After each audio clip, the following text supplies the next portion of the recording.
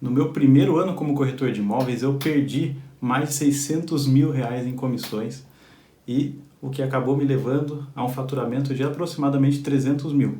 Como assim? Qual que é a relação de eu ter perdido mais de 600 mil com certeza com eu ter faturado um pouco mais de 300 mil?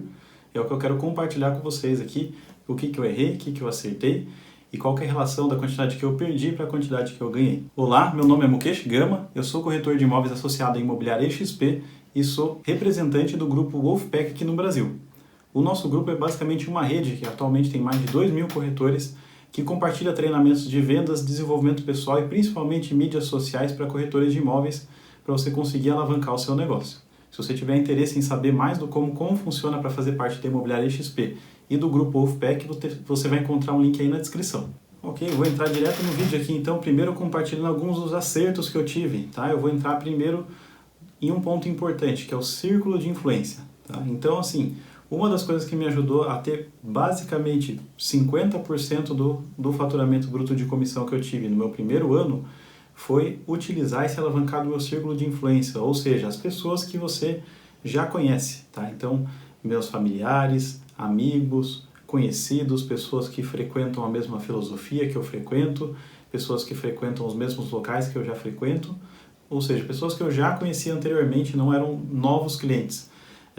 E para fazer isso de uma maneira correta, o que eu vejo que muita gente acaba perdendo isso, você vê que às vezes você é corretor e um colega seu compra ou vende o imóvel e nem te chama, né? Então tudo isso, o que acontece? É uma falta de posicionamento sua como corretor. Então uma coisa que eu consegui fazer bem no meu primeiro ano, que me ajudou bastante, foi exatamente deixar bem claro para todos que eu era corretor de imóveis e compartilhar conteúdos, né? Coloquei todos numa lista de e-mail marketing inicialmente e, né, compartilhando o que eu estava fazendo como corretor de imóveis e isso me ajudou bastante. Então todo mundo estava sabendo que eu sou corretor e eu não fiquei, né, escondido com vergonha de falar isso me ajudou bastante já para os resultados do primeiro ano. O segundo ponto é estudo, tá? Antes de eu começar a fazer qualquer tipo de prospecção, contato, qualquer coisa, mesmo que de uma forma ainda bem amadora, eu fiquei 2 meses só estudando tanto o modelo da Remax, na época que eu trabalhava lá, mas não me limitei a isso, eu também estudei outros cursos, outros materiais, outras coisas para eu poder me preparar como corretor de imóveis e entender o que era essa profissão, né? Que eu vejo que muita gente até que me contata, fala, eu comecei não faz muito tempo, não tive nenhum treinamento, nenhuma base, não tenho a menor ideia do que eu estou fazendo, né? Então, assim, isso com certeza é uma sensação geral para todo mundo que é corretor de imóveis, né? Antes de eu entrar para a profissão, eu perguntei para algumas pessoas, eu sabia que isso era um gargalo grande, então eu passei um período só estudando e lógico que depois desse período eu também continuei me atualizando e buscando formas melhores de fazer as coisas e continuo estudando até hoje. Então isso vai fazer toda a diferença, tanto na hora que você vai sentar com o cliente, conversar e ele ver que você está bem informado e também de forma geral para você ter ideias novas do que fazer e não ficar travado. Porque assim, um ponto que eu gosto muito de repetir é que muita gente não tem necessariamente falta de disciplina. Muitas vezes a gente tem falta de clareza. Você não sabe exatamente o que fazer e você fica meio travado. Isso é um ponto muito importante de entender se acontece com você e às vezes é só questão de você conseguir realmente sentar, aprender e estruturar para você começar a aplicar.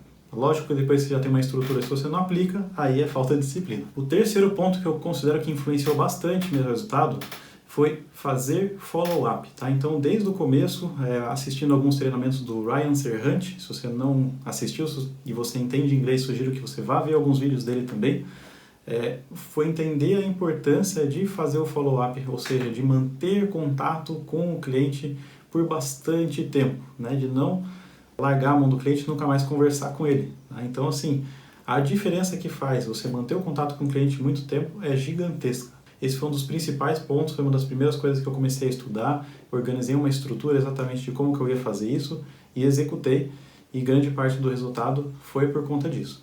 O que eu considero que foi o quarto ponto que me alavancou, vamos dizer assim, nos resultados, é que eu já entrei com um plano de longo prazo, tá? Eu não entrei assim, perdidão no mercado imobiliário, eu já entrei com o objetivo de possivelmente abrir uma imobiliária, abrir um negócio ou gerir uma equipe, então eu já vim com essa cabeça.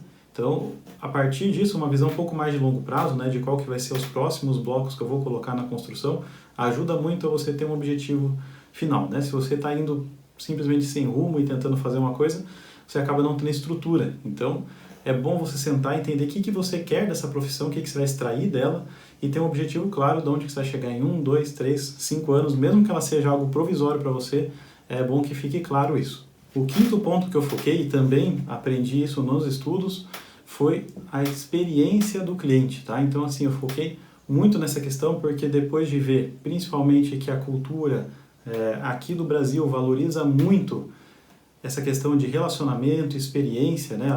No geral, aqui, a pessoa vai preferir fechar com você pelo conforto, pela confiança, pela experiência que você traz para ela, do que você comprovar que você é o melhor, traz um resultado melhor ou que faz uma divulgação melhor, tá? Então, assim, fiz o meu melhor possível para manter os clientes o mais atualizados possível, todas as visitas, chegar antes, abrir a casa, acender a luz, deixar a casa cheirosa, deixar todos os documentos sempre organizados do começo ao fim do processo, deixar todo mundo atualizado sobre cada coisa nova que estava acontecendo, cada passo que estava sendo dado no processo de venda, né?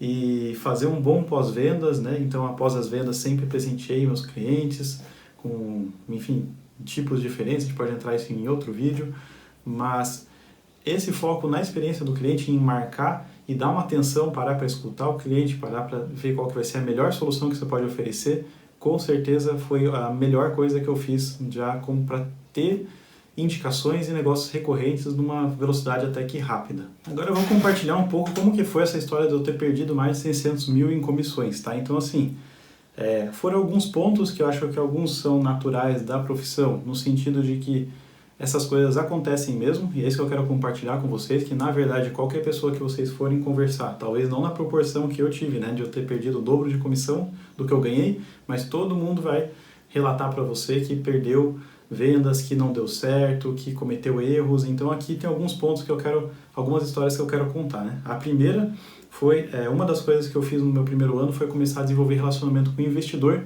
né? Me utilizei de uma captação que eu tive num prédio comercial para fazer isso, mas também busquei outras formas. E dentro desse relacionamento com o investidor, acabei tendo um cliente que me buscou para fazer a aquisição de um imóvel comercial de 20 milhões de reais, tá?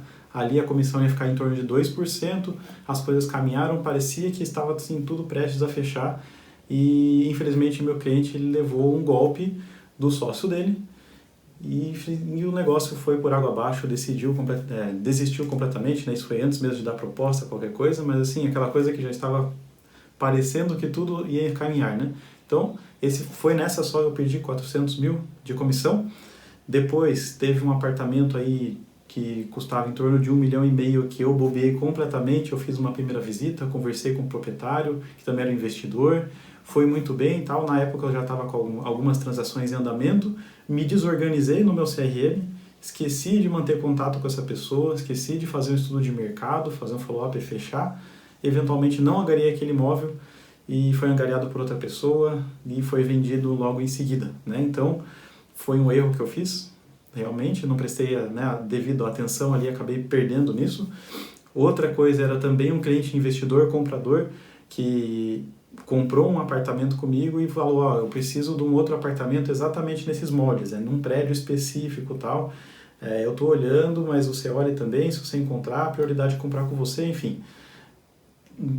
Tinha que olhar praticamente toda semana, eu pesquisava umas 2 vezes por semana para ver se tinha entrado um imóvel novo ali, conversava com as imobiliárias que eu já sabia que tinha relacionamento na região, mas também me amarrei com as coisas, depois que passou um tempo não estava achando nenhum apartamento lá, esqueci de olhar por umas 2 semanas, exatamente aí foi anunciado um imóvel lá, passou acho que uma semana do anúncio, o meu cliente encontrou e fechou direto lá. Enfim, né, porque eu não fiz meu trabalho corretamente. Então veja como que hoje, óbvio que eu teria uma abordagem diferente com esse cliente comprador. Na época eu não tinha conhecimento de como que fazer uma abordagem no sentido de criar um relacionamento até melhor, no sentido que se ele tivesse encontrado ele teria mandado para mim, mas eu falhei tanto nesse relacionamento com o investidor, tanto na minha constância de fazer as pesquisas e me manter fiel ao que eu tinha combinado com ele, e aí foi também uma comissão de em torno de uns 30 mil reais que eu perdi. E assim, aí a partir disso, tem alguns clientes que eu perdi que foi assim, não fiz follow-up também, né? Não acompanhei por tempo suficiente, acabei perdendo algumas vendas por causa disso, e captações, enfim. E tem outros que não dá nem pra gente calcular, né? Então, eu vou entrar em alguns erros que eu fiz no meu primeiro ano, que eu sei que por não ter sido constante com algumas coisas ou por não ter executado algumas outras coisas, eu deixei na mesa também grandes quantidades de venda. Então, estou abrindo aqui para vocês exatamente o que eu errei, para vocês não fazerem a mesma coisa. O ponto 1 que eu considero que eu errei bastante foi a minha inconstância nos métodos de prospecção. Então, como eu não estava muito bem informado também, eu não sabia muitas formas diferentes de fazer as coisas e não tinha segurança de como seria a melhor forma de fazer. Então, o que eu fiz em volume maior foi ligação para proprietário direto, que era um modelo que eu estava seguindo, mas também não fui constante do jeito que precisava ser. Se for sincero, for fazer uma média, sem brincadeira, acho que eu fiz de 2 a 3 ligações para proprietário direto por dia, assim, da semana, não estou nem falando de fim de semana, e mesmo assim, só essa questão de proprietário direto aí, com certeza me rendeu um pouco mais de 100 mil de comissão, que foi, né, a grande parte do volume aí que eu fiz.